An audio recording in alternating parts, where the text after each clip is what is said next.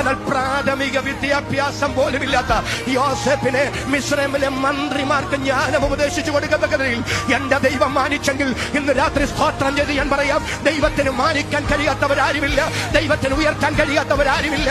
അതരം തുറന്ന വാക്കിന് ആമേൻ പറയാൻ ഇന്ന് രാത്രി ആത്മാവിൽ നിയോഗമുള്ള എത്ര പേരുണ്ട്? അവരുടെ കരമുയർത്തി, ശബ്ദമുയർത്തി ഈ രാത്രി ദൈവത്തിന് സ്തോത്രം ചെയ്യുക. ദൈവത്തിന് സ്തോത്രം. ഹാമാനെ, നീ ഇസ്രായേലിനെ മുഴുവൻ ഉന്മൂലന നാശം ചെയ്യാൻ പദ്ധതി ഇടുന്നതിനു മുമ്പ് നിന്റെ തന്ത്രങ്ങളെ തകർക്കാൻ ഒരെസ്തേറിനെ ദൈവം അവിടെ എത്തിച്ചു. പരീക്ഷ വന്ന ശേഷമല്ല ദൈവം പരിഹാരമാർഗം ഒരുക്കുന്നത്, പരിഹാരം ഒരുക്കിയിട്ടാണ് എന്റെ ദൈവം പ്രതിസന്ധി അനുവദിച്ചതെങ്കിൽ അഭിഷക്തന്മാർ, ദൈവമക്കൾ, ഈ രാത്രി നിങ്ങൾക്കെതിരെ വീറോടെ വെല്ലുവിളിക്കുന്ന പൈശാചിക ശക്തികൾ എത്ര പ്രബലമെങ്കിലും ആത്മാവിൽ സടകുടഞ്ഞ് സ്തോത്രം ചെയ്തു പറ, ഈ പ്രതിസന്ധികളുടെ നടുവിൽ ഒരു പരിഹാരം ദൈവം കരുതിയിട്ടുണ്ട്.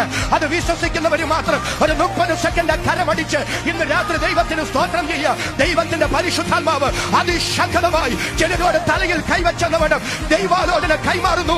നിങ്ങളുടെ ചില പ്രതിസന്ധികളുടെ നടുവിൽ, നിങ്ങളുടെ ചില പരിശോധനകളുടെ നടുവിൽ ദൈവത്തിന്റെ പരിഹാരത്തിന്റെ വഴികൾ വെളിപ്പെട്ടു വരുന്ന നാളുകൾ വിദൂരമല്ലെന്ന് ദൈവത്തിന്റെ പരിശുദ്ധാത്മാവ് വചനത്തിന്റെ പ്രവചനമായി ഈ ദൂത് വിളിച്ചു പറയുന്നു.